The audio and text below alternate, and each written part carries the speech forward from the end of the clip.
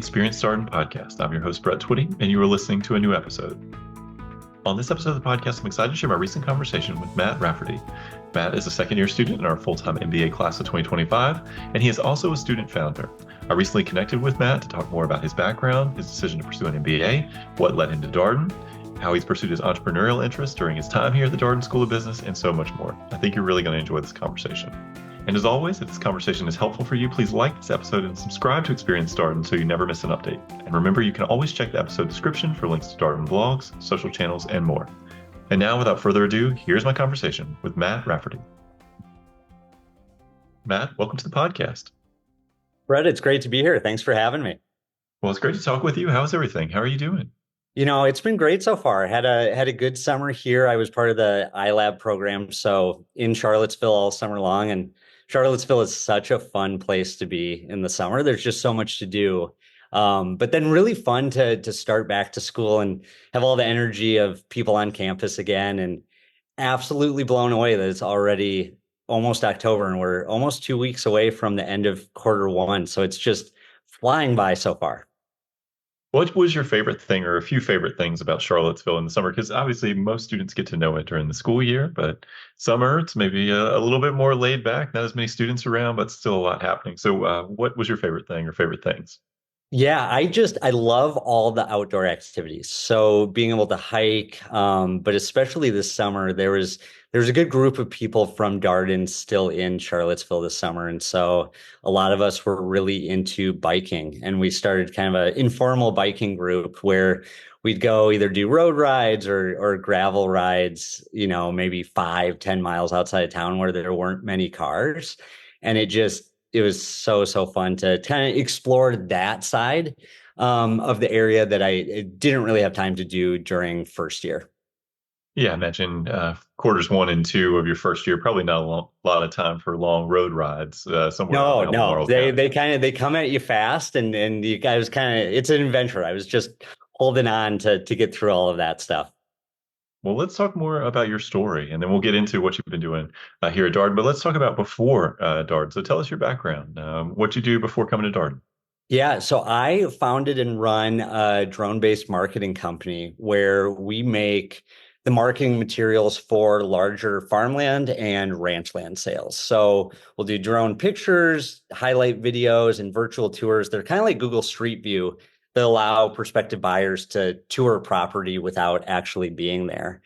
I started that a year or so after graduating from college. And I was a biology major in college. And so had always been very entrepreneurial, had a lot of business ideas, but always thought that I would go into a healthcare related profession. And so was going down that route. I had applied and gotten into dental school. And it's a long process, just like business school. And so I had about a year before I actually started. And I loved making videos and all creative stuff like that. And it was right when consumer drones were starting to come out. And so I got one for fun, started flying it, and saw a job posting one day for a local real estate office where they were looking for a drone pilot to come and film all their house videos for them. And so kind of applied to that on a whim and got it. And that really allowed me to see that there was a market for it back then. Like I was one of the only people in my area doing it. And so in those 9 months leading up to school, I learned more and more about it. And then more and more people started asking me to also film their drone videos. And I started to be like, oh, I think there actually could be a business here that I could create. And so I called the dental school and I said, hey, like kind of thinking about starting this business, like any chance I could defer my admission for a year, thinking that like they wouldn't give it to me. But I'm like, it's worth a try. And so they were super nice. They let me defer for a year. That was the perfect kind of experiment for me because it allowed me to explore my business with still that fallback option the next year if I wanted it. And so a year, I'm always amazed at how fast a year goes by. And so I came up to the end of that year. I'm like, oh my gosh, I have to make this decision now. And like my business was going fairly well, but I'm like, I don't know if I want to give up like kind of that more known path just yet. So I called the dental school again. I'm like, hey, like any chance I could have one more year to make this decision? And they're like, well, no, but you can have 4 days to decide. And so I'm like, oh crap. Well, that's sooner than I was thinking. But I kind of molded over that week. And I just felt like it was going well enough and I had so much hope for it. And more than anything, really, I loved doing it. And I think, good at entrepreneurial stuff like that. I'm like, I can't give this up now without exploring it farther. And so I decided to turn down my spot and dive into my business full time. And that really, it was freeing in a lot of ways because it was nice making that leap and not worrying about a safety net as much anymore. And now just knowing, okay, for this period of time, I'm fully committing to this idea and seeing what we can do to get it to take off. And so back then I did a little bit of everything, all types of video marketing and drone flights, and eventually kind of found the niche of land sales like we are now, just because that was the most scalable and where that technology really provided a lot of value to our clients. But then grew a larger team and worked with more and more freelancers, and found myself as I managed more people wishing I had more of a formal business background and training that I just didn't have from my college experience. And so that's when I really started thinking about the MBA, as a way just to get those skills and also brainstorm how to get my business to the next level. Where are you from originally? From Iowa originally. So lots of land there. Lots of farmland. It was the perfect place for that just because there's so many farms there, and so many of the we work with land real estate companies that sell and manage this farmland, and so many of them are headquartered in Iowa or at least relatively close to it. And so it was the perfect place to start that business. Yeah, I guess it's serendipitous that you have this idea and you also happen to be in a perfect place to execute. Although it's probably chicken or the egg type question. Would you think if you lived somewhere else, you would have realized that land sales and doing this drone footage was potentially a viable option? I think maybe. And I think the other thing is that my business probably would have looked a little differently. I've really enjoyed the entrepreneurship classes here, and I took effectual entrepreneurship last spring. And so much of that class was just helping us kind of learn what our strengths were and then how we could apply those to needs in the market. And I think that's, though I didn't know kind of the term for it or anything back then, I think it really was just me looking at it and saying, okay, here's what I enjoy doing. Here's this technology. What is the best use for where I'm at, and how do we apply it to it? It's interesting to hear you mention that you were considering a dentistry path. I think of dentistry as a very entrepreneurial path as well. Like a lot of people are sort of small practitioners, maybe, or acquire a practice. How do you differentiate in the market? It seems entrepreneurial, at least to me, Yeah, untrained. 100%. And that's what attracted me to it too. I was pre-med most of college, but just loved, I had started a few businesses in college and just loved the business side of things, and realized that dentistry could be really a perfect combination back then of my science degree and healthcare experience, while still allowing me to have those business aspects. Well, you got to tell us at least about one or two of the businesses that you started in college, because I've had a lot of people here on the podcast. You don't always hear that people also had entrepreneurial concerns, going concerns while they were in college. Yeah, for sure. They were fun to work on. So the first thing I did was I wanted to create an iPhone app. It was right. This would have been 2012. So it was in the early days of the App Store. And it was around the time that like apps were just taking off, like flashlight apps could get huge. And so I read this book called App Empire, and it explained just how to come up with like an app business idea. And it just made it seem like it was going to be like every app would be $1 million. So I'm like, oh my gosh, I'm a junior in college. I got to do this. And so one of the things the book recommended was just looking around your daily life and seeing things that are like exist in the world, but maybe don't have an app for them yet. So again, very in the vein of like seeing a flashlight on your desk and being like, I could make a flashlight app because it doesn't exist yet. And so I was watching the Today Show one morning, and they had this photographer on, and he had created this photo booth for weddings where when people went into it with a group of people and they screamed or yelled loud enough, it would set off this decibel meter and it would get these really funny pictures of them all like screaming and having a really good time at the wedding. And so I'm like, oh my gosh, there's no app for that. And so I'm going to make the app version of that and call it Scream Booth. And I wish back then that I had taken the entrepreneurship classes that I took at Darden, because I didn't really do any user testing or anything like that, or even think about like, would I want to scream into my phone to take a picture on the selfie camera? Because the answer is clearly no. Like no one wants to scream into their phone. But I'm like, didn't do any of that, just had all the like just excitedness of a college kid trying to create an app. And so worked with a developer from like a freelance website and got it all built out, which was a really cool experience because it did help inform later things I would do and even my experience at iLab this summer. But got it built. We got it on the App Store, which was kind of hard because you had to go through a lot of different hoops to get it there. And I mean, launched it, and I was fully expecting to like not even maybe have to finish college because it was going to take off so much. And it was $1. I'm like, we're going to sell a bunch of these things.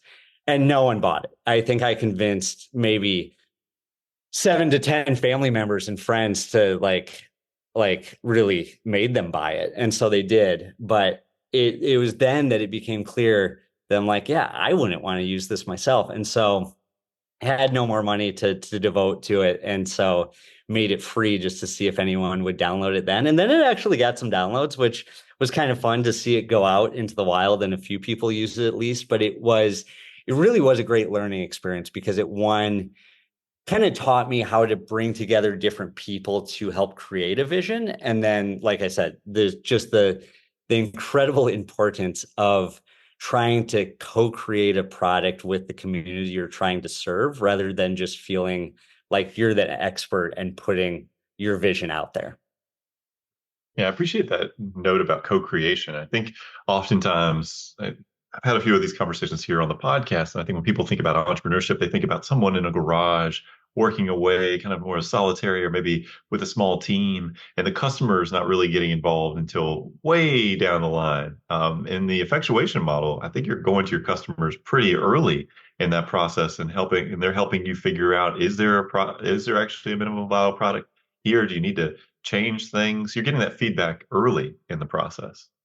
100%. And that's what I love about it because you're having those conversations from square one of all of that. And so you're building it with them and you just have a way better shot of getting to the market and having a product that people actually want to use. But two, it's a much more enjoyable way of doing entrepreneurship, I think, because it's less of, like you described, kind of the lone creator in a garage, of which I've experienced that at points, but that's kind of lonely because it's just all in your own head and you're tinkering away on your own.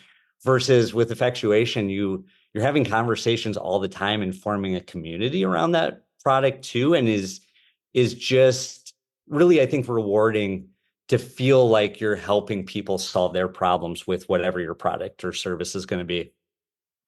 So what led you to Darden? How do you get from Iowa to Charlottesville, Virginia?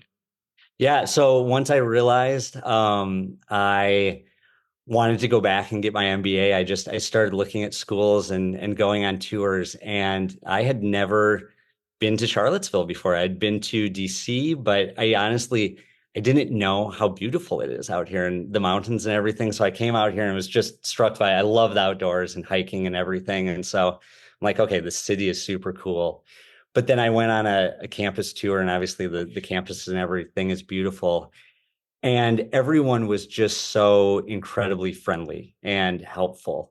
And it was unlike any of the other experiences I got at other schools I looked at, where I just kind of instantly, honestly felt at home here. And then I sat in on a class, and as a science undergrad in college, it was all lecture based. So case method was wildly different than any type of class I had ever experienced, but it made the class so lively and exciting, really, and an hour and a half flew by.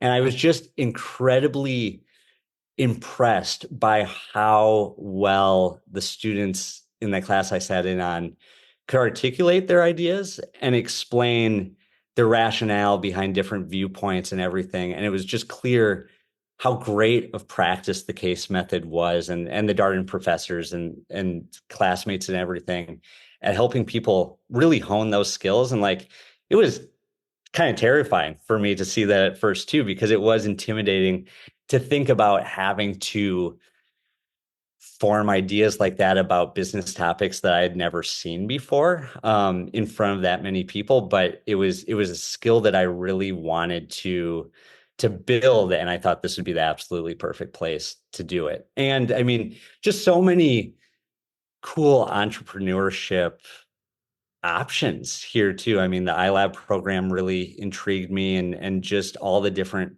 classes and the chance to do kind of the case method version of entrepreneurship and talk about ideas and hear other classmates' ideas. Just all of that really excited me. Do you remember the class you sat in on? Sometimes Yeah, people remember the case and that. So when they get to that case in the curriculum, they're like, "Oh man, this was the one I observed." it's so funny you say that, because I feel like in some ways that would have been almost 2 years ago now. And so almost feels like a lifetime ago, but I totally remember the exact class and the exact case. Um, it was a finance class. So it would have been probably finance two. And it was talking about hedging fuel prices for a trucking company. And I just I had no like finance background or experience or anything. But just again, the way that the discussion was led was so interesting to me that it was really an enjoyable experience. And then it did when I eventually got to that same cat class and case. I'm like, hey, I kind of remember what they said last time, so I'm going to try and get a right answer in here. No, I appreciate that, Matt, and thank you for indulging a little bit of a oddball question. But one of the things about the case method that I think is true, you can correct me on this if I'm wrong, is that because of the way you're learning, it's discussion based, it's interactive, makes it a little bit stickier for people. What you talked about or what you've been exposed to, you got stories that are wrapped around these concepts or technical ideas that you're learning as you go through these classes. Yeah, I completely agree. And I think too, really diving into the case and kind of making it your own to figure out your model for the class or what your viewpoint is, it makes it feel like you're a part of it so much more than if you were just hearing about that in a lecture, which I think too makes it so much stickier too, because it's far more of than a lived experience than it would have been otherwise. So when you came to Darden, was entrepreneurship your goal? Did you know that that's absolutely what you wanted to do? Were there other career goals that were on your mind? Yeah, I knew that long term entrepreneurship was the goal. But short term, I was interested in just exploring as much as I could. I had run my business for about 8 years at that point and really enjoyed it, but also wanted to see what else was out there. And two, that I think like Darden is just such a great place to explore all these different options, because you're surrounded by classmates who have done all different careers, professors who have done all different careers, speakers from oh such a wide range of industries that I'm like, I don't want to be so focused on this thing that I've already done for so long that I miss out on all those other things. And so I came in pretty intrigued with venture capital, because it's still, kind of the flip side of the entrepreneurship coin from more of the startup side, and dove deep into the VC learning series with Les, which was incredibly helpful, and just other more kind of experiential learning about like throughout the fall. And it was a really good experience, because I found venture capital really, really interesting, but it also showed me that really what I love about entrepreneurship is coming up with an idea and forming a team around that and trying to get a product to market and talking to customers and everything. And so decided that the entrepreneurial side of that would be a better path for me going forward. But I felt way more confident in that decision because I had explored some other options and still came back to that, But instead of just being like, I'm only going to do entrepreneurship and then maybe wondering down the road, well, kind of wish I would have tried that other thing too. Les Alexander joined us for an office hours conversation, which I would recommend to anyone who is interested in venture capital, private equity, any of these topics. Hour-long conversation with Les about his background, the classes that he teaches. He was instrumental in the venture capital conference that happened last year up here in Roslyn, the UVA Venture Capital Conference. So hopefully that is returning. I don't know if it's going to be reprised. I'm hopeful that it will be. It was a great, great day up here in the DC area.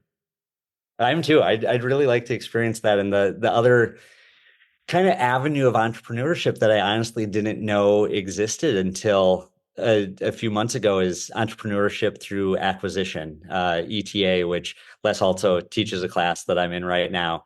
And that has just been, it's been so fun to dive into that too, because it has so many of the things that are great about traditional entrepreneurship, but it's focused more on acquiring and running small businesses. And so you don't necessarily have to come up with an idea from scratch. You can kind of see a business that you think has potential and then figure out a way to purchase it and run it. And so that's another, in addition to VC, definitely another route that people should explore if they're interested in that ecosystem. Yeah, I think it's been growing in popularity with Darden students across all of our MBA programs. I hear it a lot from our executive MBA students interested in ETA. There's also a Southeastern Entrepreneurship Through Acquisition conference that rotates between a few different business schools. Darden is part of the group that participates in this. So lots of ways, curricularly, extracurricularly, to pursue that interest. Hmm. Yeah, the conference was great. I was there 2 weeks ago, and again, it's what's so great about being at Darden is you just have so many opportunities to explore those different fields and get to meet experts in the space. And so would highly recommend going to as many of those as possible. Well, Matt, what was the adjustment to a business school like for you? Because you'd always thought about dental school, and obviously that's a different experience, but graduate school, graduate business school, anything you would want to note as you think back on that adjustment the first couple of months of school? Yeah, I mean, at the time I started, I had been out of the classroom for a while. I graduated in 2014.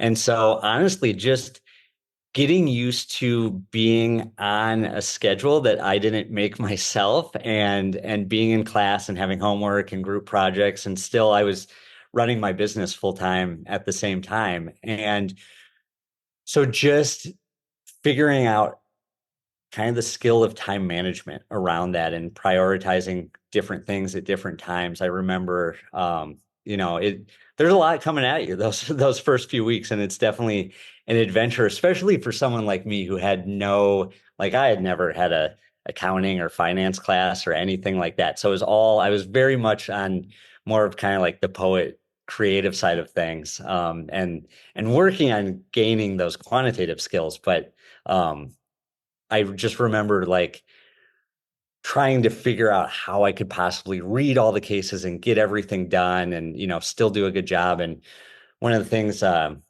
of my core professors told our class in the first few weeks of school was just that the point is not to not to feel like you've prepared 100% of the case and know every single possible thing that could come your way, but rather because that's impossible. There's just too much coming at you. But the skill to build is how do you sift through all of that information and find the key points so that you can still have a great discussion about it and know enough to contribute. And that was kind of a new mindset for me, but I found it incredibly helpful because it really, I mean, like in business, there are always a million things coming at you. And so one of the key skills is how do you cut through the noise and figure out what's really important? And though it's, core was overwhelming at times, but looking back on that, it was just an incredibly good opportunity to practice that skill. How did you figure out what to prioritize when? I hear this is a real challenge for all first year full-time MBA students of like all these things competing for your time. What was your approach as you said, okay, I've got school, I've got social stuff, I've got career stuff. I mean, how do you figure out what's most important? Yeah, it was a learning experience.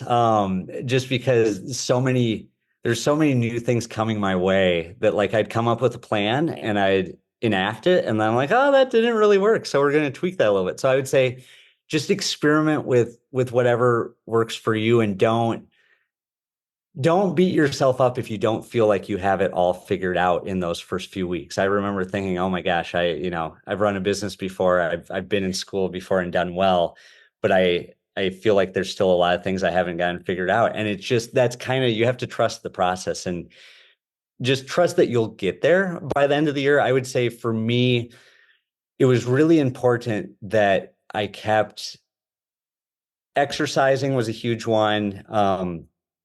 Like still leaving enough time for some social activities, and then doing enough on my business that it didn't completely tank it.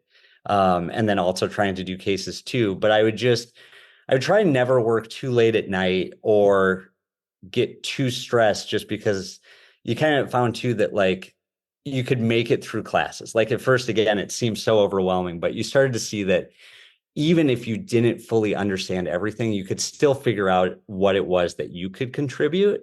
And so that made it a little bit less stressful once it just didn't just it was a little bit easier to get a statement in there.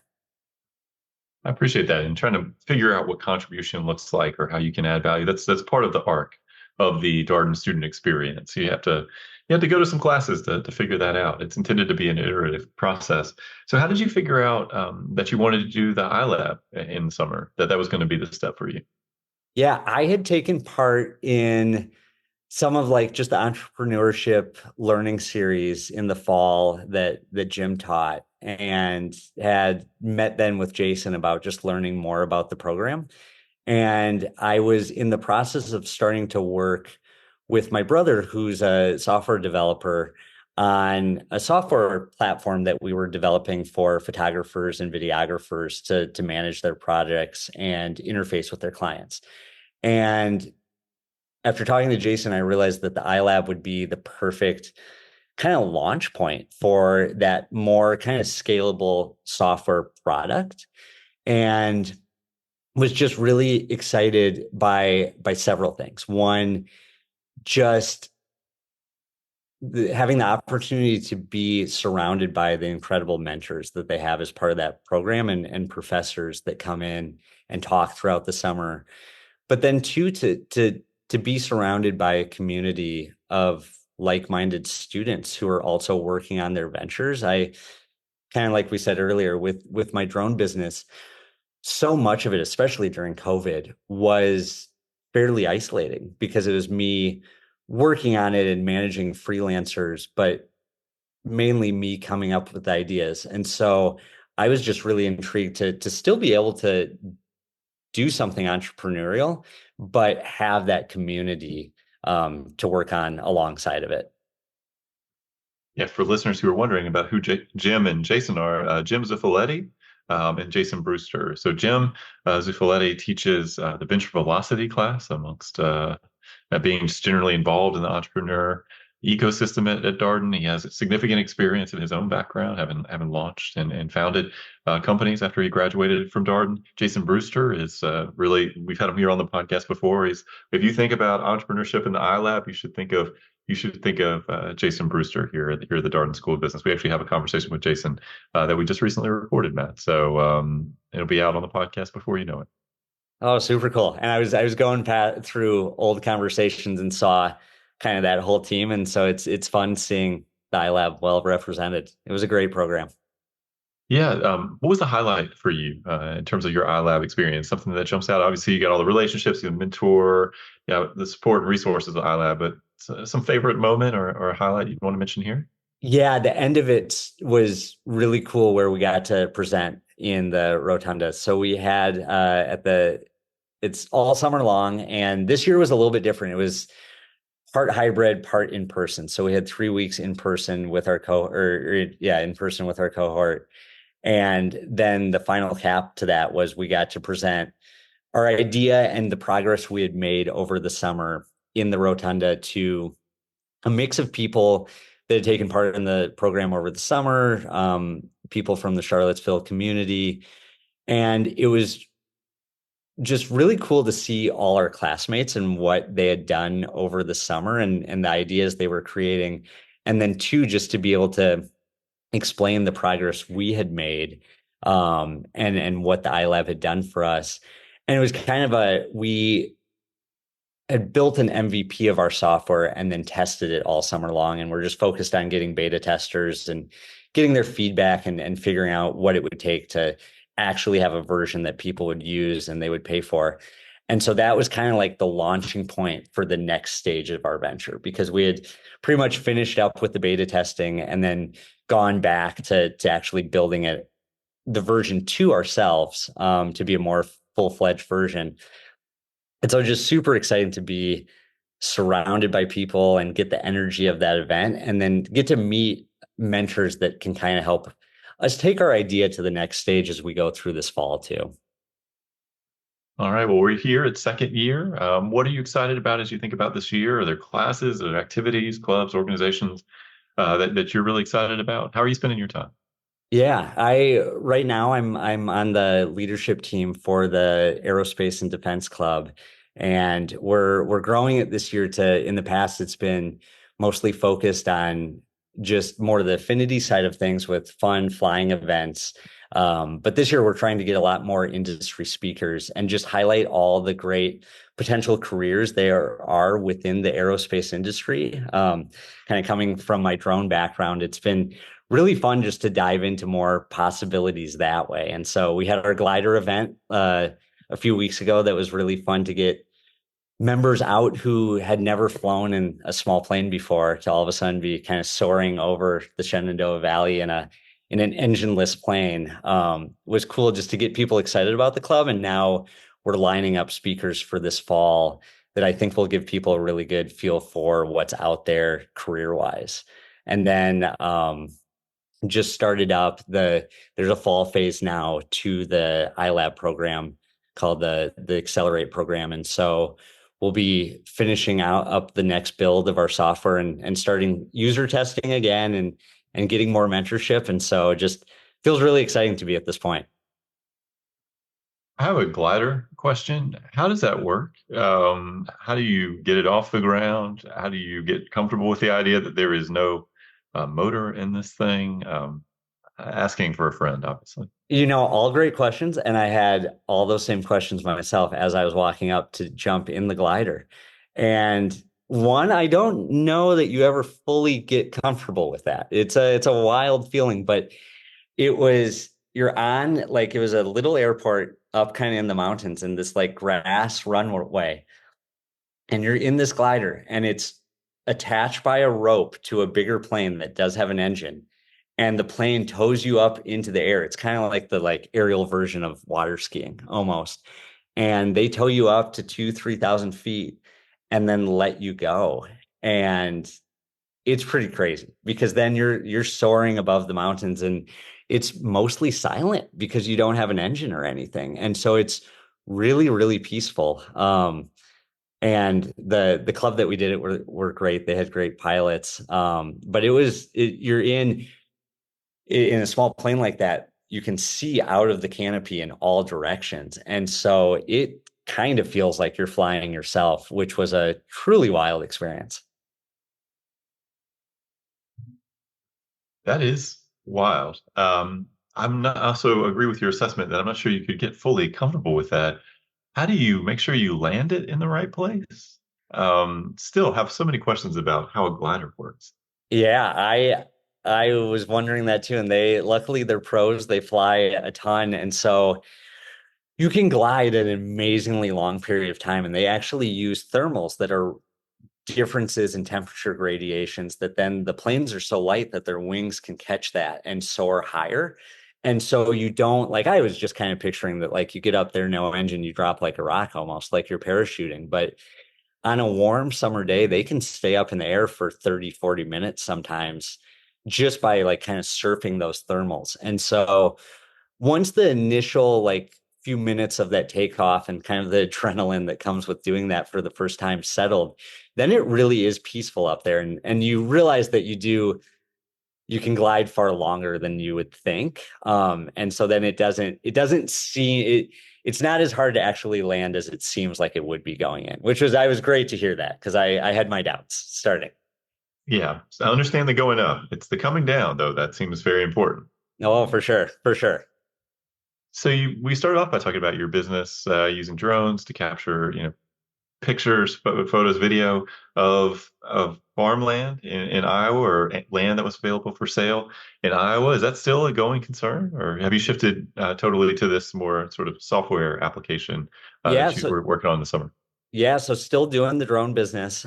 We use freelancers now to film most of the projects, as well as freelancers to edit it. And so I manage it at this point. And we're primarily in the Midwest, but we've done projects from Oregon to Tennessee. And so working now on just trying to grow that one too and expand out to new markets. Would like to expand out more down south so that we can keep doing those land sales in the winter too, because those slow down in Iowa in the winter when everything's covered in snow. And then the software goes along nicely with that because we really started designing the software because I wished I had that tool to use for running the drone business. We were kind of amazed that there's no comprehensive tool right now for videographers and photographers that allows them to seamlessly share their projects with clients and get reviews and then handle the invoicing, basically all the back end tasks once a video shoot or photo shoot is done. And so running the drone business gives me really good insight into what our customers will want from the software because I'm one of them. And then building the software out also makes my drone business more efficient. And so, yeah, just going to keep growing the drone business. And then our goal is to have enough customers that have used our software is called ViewGrew by next summer when I graduate, that we can start to get a figure out for what some of the financials behind that would look like. And if it's something that we can bootstrap and fund ourselves and keep it growing, or if it would benefit from trying to raise money and get investors in on it too. So excited to, again, yeah, have 9 or so more months to kind of get that to a point where hopefully I'll know better, yeah, what that's looking like by next summer. Well, are there any classes? You've talked about a number of classes, effectual entrepreneurship, for example, but are there any classes you're taking this year that you're really excited about that you have circled? Yeah, I am taking, I've really enjoyed ETA so far this year, as well as I'm also taking software design and digital project development with Alex Cohen. And ETA has been really nice because it's it's interesting, I think, for me to think about that if I at some point didn't do my own businesses, kind of using that as a different route that I'd like to pursue of finding another business and potentially buying that down the road.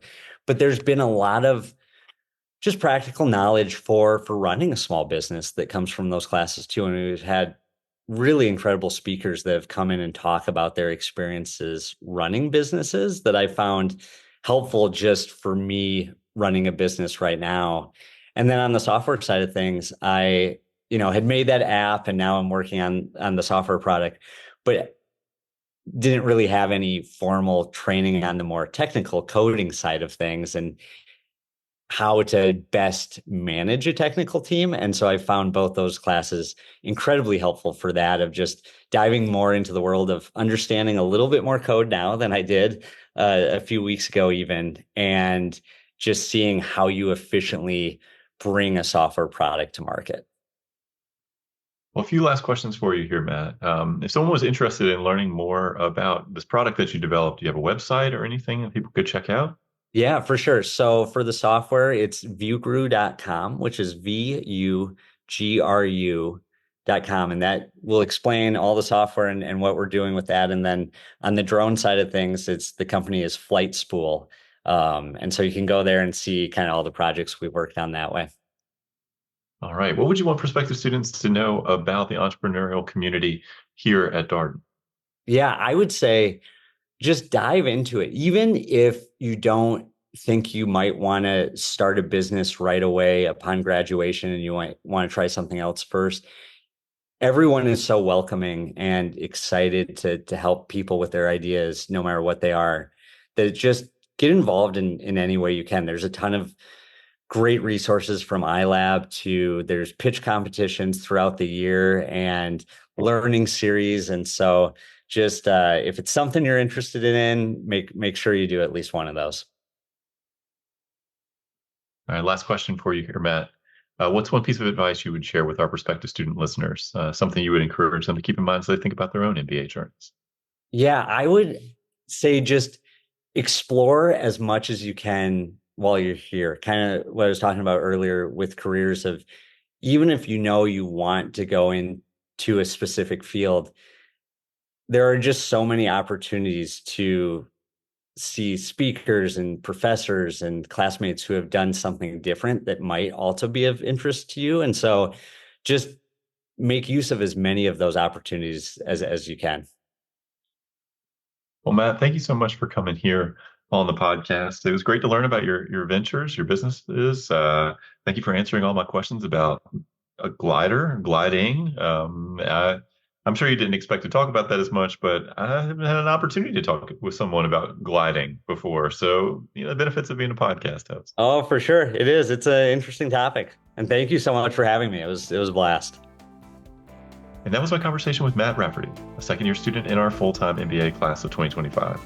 As always, if you have any comments, suggestions, requests, anything you'd like for us to cover here on the podcast, we're all ears. We can be reached at Darden, that's DARDEN, @virginia.edu. Until next time, stay safe, be well, and thanks for listening.